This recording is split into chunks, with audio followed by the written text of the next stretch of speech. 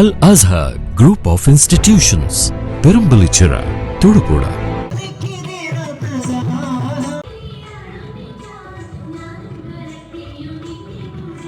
കൊല്ലം നഗരിയെ സംസ്ഥാന കലോത്സവം കൊണ്ട് പ്രകമ്പനം കൊള്ളിക്കുമ്പോൾ ഇത്തവണത്തെ വലിയ മെയിൻ സ്റ്റേജായ വേദി നമ്പർ 1 പ്രകമ്പനം കൊള്ളിക്കുന്ന എല്ലാ തവണത്തെയും പോലെ കലോത്സവത്തിൻ്റെ കളർ ഐറ്റമാണ് സംഘനൃത്തം എന്ന് പറയുന്നത്.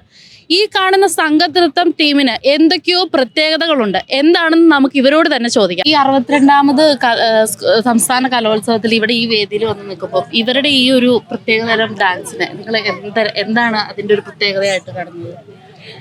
ഇത് നമ്മൾ പഴമയിലുള്ള നമ്മൾ കേട്ടിട്ടുണ്ടല്ലോ, രമണനും ചന്ദ്രികയും എന്നുള്ള തീം. അത് എല്ലാവരുടെയും മുന്നിൽ അതൊരു വിഷ്വലൈസ് ചെയ്ത് കാണിച്ചതാണ്. നമ്മളൊരു 10 മിനിറ്റ് കൊണ്ട് അത് എല്ലാവരുടെയും മുന്നിലേക്ക് അതൊരു എത്തിച്ചതാണ്.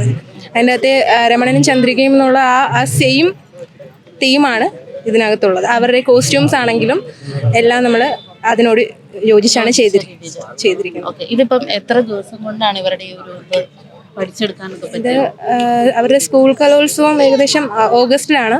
നമ്മളൊരു ജൂലൈ മാസത്തോടു കൂടി നമ്മൾ എൻ്റെ പ്രാക്ടീസ് സ്റ്റാർട്ട് ചെയ്തിട്ടുണ്ട്. നല്ല ഹാർഡ് വർക്ക് ചെയ്തിട്ടാണ് ഇവരെല്ലാവരും വന്നിരിക്കുന്നത്. സബിലും ജില്ലയിൽ പൈസയിട്ടാണ് നമ്മൾ ഇങ്ങോട്ട് വന്നിരിക്കുന്നത്. ഇപ്പം സിമ്പിളായിട്ടുള്ളൊരു വേഷവിധാനത്തിലൂടെ നമ്മൾ കൊണ്ടുവന്നതാണ്. ഇവരെല്ലാവരും സാമ്പത്തികമായിട്ടുള്ള ബുദ്ധിമുട്ടുള്ള വീട്ടിലെ എല്ലാവർക്കും ലക്ഷങ്ങൾ മുടക്കി വരാൻ പറ്റിയെന്ന് വരത്തില്ല. അപ്പോൾ അതിന് ചേർന്ന രീതിയിലുള്ള വേഷവിധാനങ്ങൾ ചേർന്ന് കഥയ്ക്കും കൂടെ ചേർന്ന രീതിയിലുള്ള ചെയ്യാൻ നമ്മൾ ഉദ്ദേശിച്ചത്.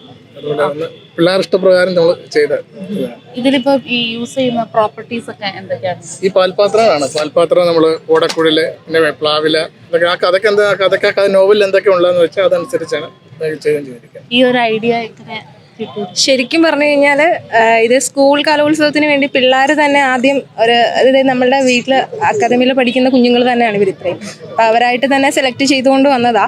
പിന്നെ നമ്മളതിനെ എടുത്തു. അവരാണ് ആദ്യം കൊണ്ടുവന്നത്. അവർക്ക് കലോത്സവത്തിന് നമ്മൾ ഹെൽപ്പ് ചെയ്തവരെ കൊടുത്തതാണ്. ഈ ഒരു പെർഫോമൻസ് ഒക്കെ കഴിഞ്ഞപ്പോൾ എന്ത് തോന്നുന്നു?